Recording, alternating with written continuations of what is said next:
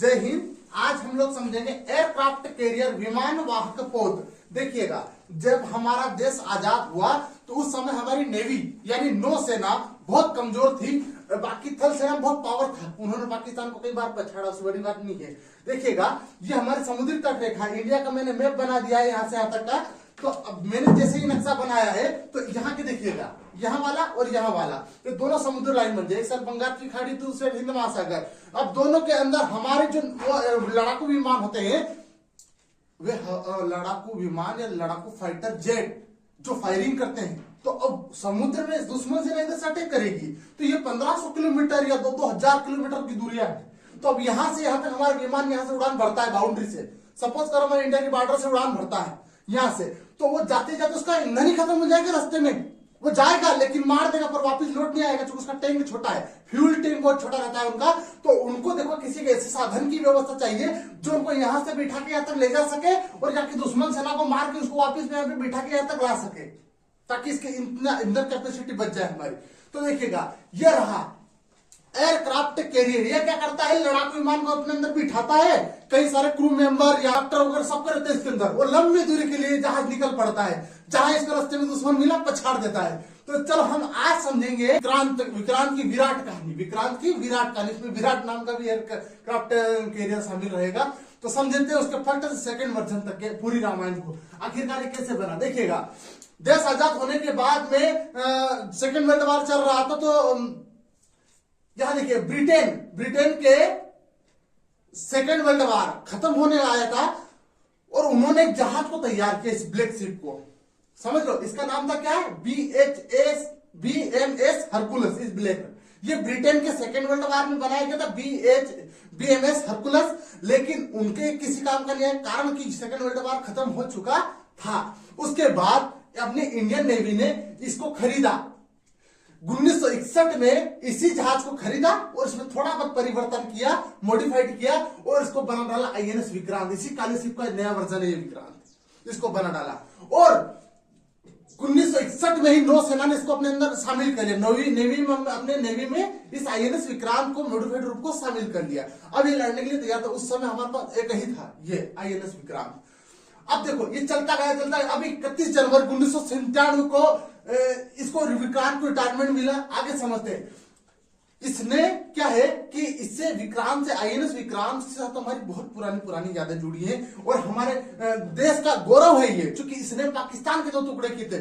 बांग्लादेश का नक्शा तख्ता पलट ही कर दिया था उस समय। सेकेंड वर्ल्ड वॉर में काफी अच्छा परफॉर्म इसने किया था, नेवी का काफी अच्छा सहयोग दिया था। लेकिन इसको रिटायरमेंट मिल गया था 1997 में ही। और आगे समझो, जब पाकिस्तान का PNS गाजी इस साइड से, देखो यहाँ पे चाइना, यहाँ पे इधर से चाइना का लगता है वेदर बोर्ड, इसके ऊपर मान लो यहाँ पे पाकिस्तान है तो ऊपर चाइना मान लो गांधी जी का आसपास। हमारे पास बोर्ड में जगह नहीं बता पा रहे हैं, ढंग से नक्शा भी नहीं बना पाए हम। लेकिन यहाँ पे पाकिस्तान, यहाँ से चाइना, दोनों दुश्मन देश का इधर से ज्यादा अटैक होता है। इस साइड से सिर्फ चाइना ही कर सकता, पाकिस्तान इधर से नहीं कर सकता। तो इधर से दोनों दुश्मन। अब पाकिस्तान में आया कि इसको मिर्ची लगी रहती, जब देखो तो वार करता रहता है। हर 2-3 साल में उंगली करने को तैयार हो ही जाता, बनती कहीं नहीं है, खाता धक्के ही आखिर में। तो बात यह है कि जब इसने अटैक करता रहता है तो इसका एक वेदर बोर्ड इधर से, तो उनके पास उस समय, पाकिस्तान के पास सेकेंड वर्ल्ड वॉर के समय, मैंने 1961 के समय PNS गाजी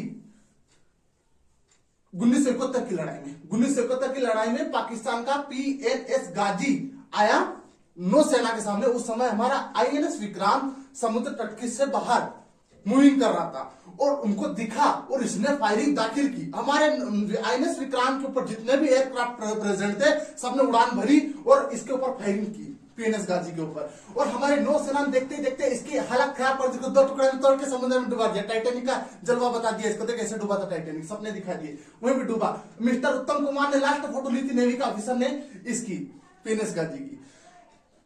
1971 में जब इसको धूल चटाई तब लोगों को पता चला कि हमारे पास एक INS विक्रांत बहुत पावरफुल एयरक्राफ्ट कैरियर है। लेकिन देखते देखते हमारी नौसेना धीरे धीरे और विकसित होने लगी।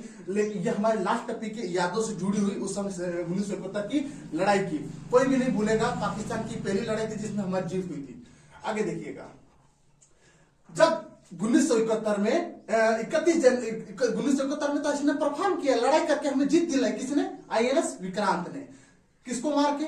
PNS गाजी को। लेकिन 31 जनवरी 1997 को विक्रांत को रिटायर कर दिया गया, क्योंकि ओल्ड मॉडल था, छोटा था, उसमें ज्यादा फाइटर जेट लोडिंग नहीं किए जा सकते थे, लेकिन उसको रिटायर करके डिमोलिश कर दिया गया। उस समय बजाज कंपनी ने, जमनालाल बजाज की कंपनी ने अपने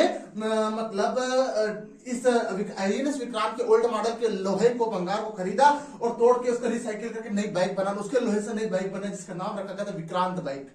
ये मार्केट में उतरी, कुछ दिन बाद ये भी डेट गई, क्योंकि इसके कनपुर्जे ये कनपुर्जे तो बढ़िया थे, लेकिन इसका इंजन अच्छा परफॉर्म किया, इसको डिसअसेंबल कर दिया गया, या फिर इसको बंद कर दिया, प्रोडक्शन बंद कर दिया इसका। इसको बनाने का काम इसी विक्रांत के लोहे से चालू हुआ था। समझ गए बजाज की कहानी को।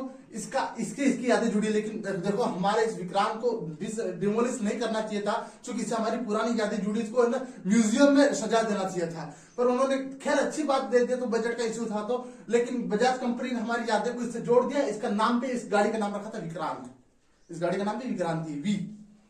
आगे देखो, विक्रांत रिटायर हुआ, नया विक्रांत आया, महेंद्र बाहुबली गए, अमरेंद्र बाहुबली आए, है ना। अब देखो कैसे आए वो भी समझेंगे। जब विक्रांत आईएनएस विक्रांत रिटायर हुआ था ना, उस समय हमारे पास एक और बाद में खरीदा गया था, उसी लड़ाई के कुछ आसपास में एक और खरीद लिया था हमने, उसका नाम था आईएनएस विराट। विराट नाम का, ये भी छोटा ही था, आईएनएस विराट की, विक्रांत की तरह ये भी छोटा था विराट, इसको भी रिटायर किया गया और इसकी जगह लाया गया आईएनएस विक्रमादित्य, आईएनएस विक्रमादित्य। पर इसमें एयरक्राफ्ट लिफ्टिंग की बड़ी प्रॉब्लम है, ये भी विशालकाय आकृति का है, अच्छा खासा परफॉर्म कर रहा है, लेकिन जहां लड़ाई का माहौल कम रहता है वहां पे अभी ये मूविंग करता रहता है। और एक बात बता दो, एयरक्राफ्ट की सर्विसिंग के लिए 6 महीने लगते हैं, तो एक जाता तो एक हमारा काम कर जाता है बढ़िया सा। अब देखिए उसी के कुछ आसपास हमने आईएनएस विक्रांत 2 को लाया। ये क्या है? इंडिजीनियस है। इंडिजीनियस का मतलब भारत में ही तैयार किया गया। अब किसने किया? कोची यार्ड ने किया है, मैं बताऊंगा उसका भी फोटो, तो सारे फोटो यहाँ पर ओपन कर देंगे। आईएनएस विक्रांत को तैयार किया कोचिंग यार्ड ने, उसके लेकिन 30% पार्ट को बाहर से मंगाया, 70% तकरीबन हमारे इंडिया में ही तैयार किया गया, और ये विशालकाय स्वरूप वाला आईएनएस विक्रांत तैयार कर लिया हमारे इंडियन नेवी के लिए। किसने किया? कोचिंग यार्ड ने। आगे देखिएगा, और विक्रमादित्य भी आया, किसकी बदौलत आया? विराट की बदौलत। विराट रिटायर हुआ तो विक्रमादित्य लाया गया, और आईएनएस विक्रांत फर्स्ट को भेज दिया गया। महेंद्र बाहुबली गए तो अमरेंद्र बाहुबली अगन की संतान आईएनएस विक्रांत 2। यह भी विशालकाय बहुत पावरफुल पार्टी, इसका माइंड बहुत चलता है, इसके अंदर काफी अच्छे एआई सिस्टम लगाए गए हैं, सिक्योरिटी के मामले में टकाटक मामला है इसका। सोचो पुराना वाला बम्बार्ड था तो नया वर्जन लाया गया, काफी पावरफुल है। आगे देखिएगा, ये देखो मैंने चाइना नक्शा बना रखा है, और हमने इसके साइड में पाकिस्तान भी है। चाइना ने पाकिस्तान के इधर एक क्या बना रखा है? चाइना वाटर बोर्ड बना रखा है। यहाँ पाकिस्तान के साइड में फोटो ओपन करूंगा, यहाँ पे चाइना ने बना रखा। तो इसने चाइना ने क्या किया? पाकिस्तान को मोहित करके अपने बात में उलझा लिया, और यहाँ पे वाटर बोर्ड बना दिया पाकिस्तान के साइड में, ताकि चाइना और पाकिस्तान दोनों आसानी से इंडिया पे अटैक कर सके नौसेना के दल बल पे। तो उनके पास अभी, पाकिस्तान के पास तो फिर गाजी के बाद उनको आया ही नहीं विमान वाहक पथ, लेकिन अपने पास तो अभी 2 है। तो हमारे इधर भी खतरा काफी है, तो इसलिए हमारे पास 2 है, एक विक्रमादित्य है और एक विक्रांत है। दोनों ही परफॉर्म कर रहे हैं। एक की सर्विसिंग आती है तो 6 महीने में जाता है, तो दूसरा हमारा वहां रनिंग में रहता है, और एक जाता है तो दूसरा रहता है। ऐसा करते रहते हैं, हम सपोर्ट रहता है। हमारे दोनों समुद्र तटरेखा की देख रेख और निरीक्षण करता है हमारे विक्रांत या विक्रमादित्य। समझ आ रहा ना? दोनों समुद्र रेखा में मूविंग कर रहे हैं। अब चाइना दोनों तरफ से अटैक कर सकता है, इस साइड से भी और इस साइड से भी। तो हमारे पास भी 2 है। कोशिश ये रहेगी गवर्नमेंट की कि 3-4 कर ले, और अभी चाइना के पास तो एक ही है, लेकिन वो भी कोशिश कर रहा है कि 2030-31 तक 10-15 कर ले। तब तक हम हाथ पैर धर के बैठ नहीं सकते, कोई ना कोई जुगाड़ हमें करना पड़ा है। नौसेना हमारी मजबूत होनी चाहिए, क्योंकि थल सेना में तो पावर हमने काफी अच्छा है, हमारे पास काफी लड़ाकू विमान है, हमने बता दिया, तापस ड्रोन हमने बता दिया है आपको, वो सब कुछ है। अब देखिएगा आईएनएस विक्रांत की स्पेसिफिकेशन या इसकी फैसिलिटीज के बारे में जान ले कि आईएनएस विक्रांत 22,000 करोड़ की लागत में तैयार किया गया इंडिया का फर्स्ट इंडिजीनियस एयरक्राफ्ट कैरियर है। मतलब भारत के ही द्वारा तैयार किया गया, किसी अन्य द्वारा। इसके इंजीनियर भारत के अपने इंजीनियर है, खुद के भारत का मटेरियल, भारत का लोहा है, कुछ एक पार्ट 30% बाहर विदेशों से मंगा लिए होंगे, इसकोई बड़ी बात नहीं। 2013 से 21 तक इसका प्रोडक्शन चला, मतलब इसका निर्माण हुआ अकेला। प्रोडक्शन का मतलब कई सब्जेक्ट है, अकेले बना रही थी कंपनी, बनाने में इतना समय लग गया, और बनते बनते 2021 में तैयार हुआ, और 2021 में इसका सी ट्रायल हुआ। अब इसका जो इंजन है अपना आईएनएस विक्रांत का नए वर्जन का 1.10 लाख एचपी की पावर, हॉर्स पावर जनरेट करता है। यानी समझ लो कि 25-30 हजार हाथियों में जितना बल नहीं उतना इसमें है अकेले में। इतना पावरफुल इंजन इसका खुद का है जो समुद्र में मूविंग करता है। आगे जानिएगा, Cochin Cochin shipyard limited India, इसी में ये मतलब समुद्र तट पर स्थित है। उसके अंदर गोपचा होता है जहां पे बड़े बड़े जहाज आके उनकी सर्विसिंग की जाती है, वहां पे इसको तैयार किया गया है। कोचिन यार्ड को छोटे छोटे जहाज बनाने बड़ी प्रॉब्लम नहीं आती, देखो इसको पेट से उठा लिया थैली पे, छोटे बच्चे उठाए से। लेकिन यहाँ पे देखिएगा बड़े बड़े जहाजों को इसको मतलब रिपेयरिंग करने तो उठाने में थोड़ा सा प्रॉब्लम आ सकती है, इसलिए व्यवस्था यहाँ पे बना रखा है गोपचा। फट से इसको बड़े जहाज को यहाँ पे घुसा देंगे, रिपेयरिंग करके सर्विसिंग करके बाहर भेज देंगे। नौसेना ने इसलिए बनाए, नौसेना के लिए ये जहाज इसलिए तैयार किए गए, तुम ही दो घड़ी के लिए सोचो, हम खेत पे काम करने के लिए जाते हैं तो रोटी और पानी की डब्बी होगी साथ लेके जाते हैं ताकि हमें खेत से घर पे ना आना पड़े पानी के लिए। समझ आता है ना बात? सेम सिस्टम नौसेना सारे एयरक्राफ्ट को एक ही चक्कर में इसे अपने एयरक्राफ्ट जितने भी फाइटर जेट है उनको एयरक्राफ्ट कैरियर के ऊपर लाद देती है, और ये तल घर में भी बहुत सारे सवार कर देते और ऊपर फर्श भी रख देते हैं, और ये चल देता है लंबी दूरी के लिए। 1500 किलोमीटर दूर जाता है, दुश्मन से ना दिखती है, वहीं पे इनको उड़ान भर भर के फायरिंग करने के लिए बोल देते हैं। इनको भी पायलट ऑपरेट करते हैं। तो इसलिए सामान को एक ही साथ में लाद कर कहीं दूरी तक तय करने के लिए, ले जाने के लिए एयरक्राफ्ट कैरियर की जरूरत थी, इसलिए हमने 2 बना लिए। तीसरे की तैयारी चल रही है। अब देखो INS विक्रांत की लंबाई देखो 860 फीट है, गहराई 203 फीट मतलब डीप, ये इतना गहरा है, ऊपर से फर्श से इतना गहरा है। हाइट देखो, इसको जमीन पे रखते इसकी हाइट है 84 फीट हाइट है इसकी ऊंचाई। एरिया देखो 2.5 एकड़ का, इतनी जमीन है किसानों को दे दो, इतनी जमीन इसके अंदर ऑलमोस्ट है सरफेस एरिया, जहाँ पे काफी सारे देखो लड़ाकू फाइटर जेट हेलीकॉप्टर प्रेजेंट, एक तरह के रनवे तक बना रखे, लैंडिंग के और टेक ऑफ के सबके रनवे बना रखे, और इसके अंदर ये घर चलता फिरता शहर है। ये सारी फैसिलिटीज के अंदर इंजीनियर, खाना पीना, बेकरी, स्टोर्स, कैंटीन वगैरह, बड़े बड़े ऑफिसर के रूम, तो तल में भी बना हुआ है। ऐसा आप ऊपर पर मत देखो, इसके नीचे भी देखो, यहाँ से फर्श नीचे तल घर है, वहां पे भी बना है डीप यार्ड में, मतलब गहराई के अंदर बहुत कुछ इसके अंदर व्यवस्था बनाई गई है इसकी, रहने खाने की और सैनिकों के रहने की और ऑफिसर के रहने की। ये देखो एरिया 2.5 एकड़ है, और स्पीड देखो इसकी 52 किलोमीटर प्रति घंटे की रफ्तार से ये चलता है, और 1500 किलोमीटर एक ही राउंड के ईंधन में 1500 किलोमीटर की दूरी है तय कर सकता है। टैंक फुल कर दो, इसका डीजल जो भी है ईंधन जो लगे 1500 किलोमीटर दूर से तक जा सकता है। फिर भर लो, उसके अंदर ही सारी डीजल की व्यवस्था, वहां पेट्रोल पंप खुलवाने की जरूरत थोड़ी ना है ना। ऑफिसर देखो इसके 196 196 ऑफिसर इसके अंदर रहते हैं। अब कौन सा ऑफिसर? जो इसको ही संचालित करते हैं। अब ये नेवी के ऑफिसर में जोड़ लेना, वे तो अधिकारी हुए, उनको अलग से जोड़ो, उनके अलग रहने के जो फाइटर जेट चलाने वाले इंजीनियर अलग से, लेकिन इसको चलाने वाले 196 ऑफिसर इस अकेले को ऑपरेट करते हैं। वे कहां बैठते हैं? एविएशन कॉम्प्लेक्स में बैठते हैं, इस घर में ऊपर देखो, आप फर्श के ऊपर एक घर बना हुआ डबल टिबल मंजिल, एक कॉम्प्लेक्स है, एक तरह का सुपर स्ट्रक्चर कह सकते हो आप इसे। इसके अंदर वो ऑफिसर रहते हैं और देखते कौन आया कौन गया, और सारे देख रेख और नेविगेशन, इसको सिग्नल देना, किसको आना किसको जाने देना है, ये सबका संचालन करते हैं। ये यहाँ पे सुपर स्ट्रक्चर या फिर एविएशन कॉम्प्लेक्स में रहकर ये करते हैं। यहाँ ऊपर घर बना हुआ है, उसको आगे समझाऊंगा फोटो देखिएगा। अब देखो INS विक्रांत में सी ट्रायल के अंदर देखा, इसकी 3-4 चीज को देखा जा रहा है। एक तो स्पीड, क्या प्रॉपर स्पीड से दौड़ पा रहा है, ऐसा तो नहीं रुक जाए पिकअप तोड़ दिया। आगे देखिएगा ब्रेकिंग सिस्टम, क्या पानी में इसका ब्रेक बढ़िया से काम करते हैं, रोकने बगैर पता चला हम रोकने जा रहे हैं, रुक ही नहीं रहा है, सुंदर के जहाज के ऊपर चढ़ गया, तो टुकड़े ऐसे कर दिए उसके। तो ब्रेकिंग सिस्टम को टेस्ट किया जा रहा है। टर्निंग रेडियस, मतलब देखो एक ही राउंड में देखो लड़ाकू जहाज उनमें घूमने की क्षमता बढ़िया होनी चाहिए स्पीड के साथ में। रीजन चूंकि अगर दुश्मन देश का जहाज हमारे पास आके ना फायरिंग मिसाइल अटैक करने लगे तो टर्न भी लेना पड़ता, नहीं तो पता चले एक मिसाइल हमारे तो पास में पड़ गई, ब्लास्ट करके हमारे कन्फ्यूज से बिखेर गई। तो जो टर्निंग रेडियस को टेस्ट किया जा रहा है। एंकर रूम, एंकर रूम क्या होता है? देखो ऐसी एक कमरा होता है इसकी जहाज के अंदर, गोपचा निकल देखो खाचा, वहां से सांकड़ समुद्र के अंदर डाली जाती है, वो सांकड़ के अंदर ऐसा हुक रहता है, एंकर बोलते हैं इसको। ये समुद्र के अंदर फंस जाता है और जिधर से फंसता है उधर से जहाज टर्न ले लेता है। सपोज करो जहाज अपना ऊपर से यूं टर्न ले रहा है, तो उसका उस साइड वाला एंकर नीचे गिरा जाएगा जो समुद्र में फंस गया है। अब ये स्पीड तो दे रहा है लेकिन इस साइड से स्पीड नहीं दे पा रहा है। सपोज करो हम ऐसे दौड़ते दौड़ते जा रहे हैं, किसी ने मेरा हाथ पकड़ लेता, अचानक हम ऐसे घूम जाएंगे, है ना।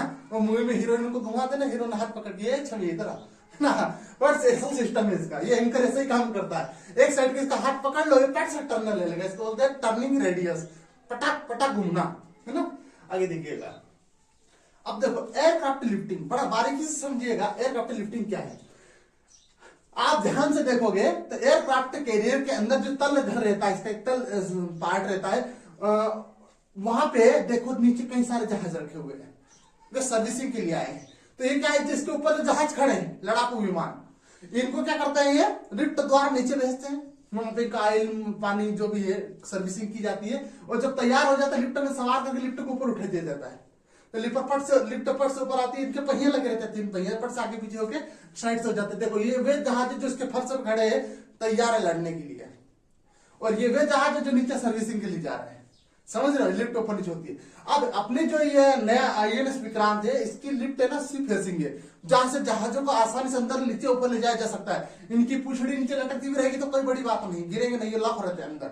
लेकिन वो अपना जो है ना विक्रमादित्य, उसमें ये जो लिफ्टिंग है, वो जो अपना घर था ना, ये क्या नाम है इसका, सुपर स्ट्रक्चर ऊपर बना हुआ था फर्श के ऊपर, इसके जस्ट सामने थी, वहां पे जहां पे क्रेन खड़ी है वो दिख रही है ना फोटो में, वहां था। अब वहां होने के कारण क्या है, हवाई जहाजों को आने जाने में दिक्कत हो रही थी, छोटी सी थी, जिसमें बड़े बड़े जैसे कि हमारा राफेल वगैरह एंटर नहीं कर सकते, क्योंकि लिफ्ट छोटी थी, इसका खांचा, लिफ्ट का खांचा ऐसा छोटा था जिसमें बड़े बड़े लड़ाकू विमान घुस नहीं सकते थे अंदर सर्विसिंग के लिए। अतः वो विक्रमादित्य में थोड़ी सी प्रॉब्लम हो सकती है लिफ्ट में, लेकिन हमारे जो INS विक्रांत है इसकी लिफ्ट बहुत बड़ी बड़की बड़की चौड़ी चौड़ी, इनमें कोई भी जहाज आप एंटर कराओगे अंदर आराम से आसानी घुस जाएंगे। मतलब कुल मिला के लिफ्ट का खांचा मोटा है, किसका, विक्रमादित्य का, सॉरी विक्रांत का। और विक्रमादित्य का लिफ्ट का खांचा छोटा कहाँ है, सुपर स्ट्रक्चर के जस्ट सामने, इस बंगलों के जस्ट सामने, जहां पे वो ऑफिसर खड़े देख रहे वाले, और वहां से वो उड़ान भी भरते हैं, उनके लपेटे में आ जाती है लिफ्ट, कहीं नीचे घुस जाएंगे खड्डे उड्डे में, इसलिए इसमें थोड़ी सी प्रॉब्लम है। लेकिन हमारा INS विक्रांत परफेक्ट है इस मामले में,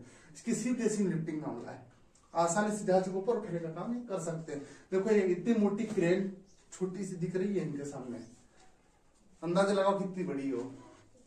INS विक्रांत में radar, navigation system, monsoon radar, और ये जितने भी होता है सेटकॉन सैटेलाइट सिस्टम, ये सब यहाँ पे एविएशन कॉम्प्लेक्स उस घर के ऊपर, या सुपर स्ट्रक्चर्स को आइलैंड वगैरह बोल सकते हो, वहां पे रहते हैं सारे कमांड देने के सिस्टम, किसको आना है, किसको जाने देना है, क्या मौसम है, नहीं तो पता चलेगा आगे बर्फ की पहाड़ियां वादियां है और हमारा जहाज चले जा रहा है, अंदर घुसा तो नीचे तोड़ देगा, टाइटैनिक का रूप बना देगा, वहां पे अभी उसका सीन दिखा देगा। ऐसे इससे बेहतर होगा कि वहां पे सारे सिग्नल उनको आसानी से मिल जाते, जिनसे जहाज के अंदर जो ऑपरेटर करता है उनको कमांड कर देकर कंट्रोल में करने का आसानी मिलती है। अतः ये सारे सिस्टम को जानना है तो हमें कमेंट कर दिए, बहुत बड़ा हो जाएगा वीडियो, और वह समझाएंगे तो काफी खिंचाएगा, 25 मिनट से ऊपर चला जाएगा।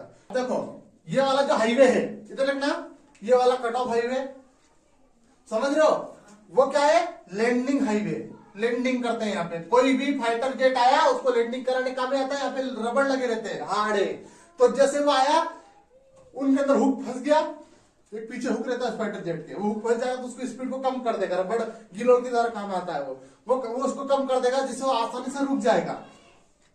और अगर कोई नहीं उड़ पाया तो वो पायलट को पता चल जाता है, हुक फंसेगा तो उसका ऑटोमेटिक लगेगा पिकअप कम हो गया, नहीं लगता तो उसको लगता है कि तो अभी भी दौड़ रहे हैं, मतलब वो फिर से उड़ान भरता है, आते थे फिर आता है, फिर लैंडिंग कर जाता है सेकंड टाइम, पर कर लेते हैं, उसको सिग्नल मिलता है वहां से, एविएशन कॉम्प्लेक्स से सिग्नल उसको दिया जाता है।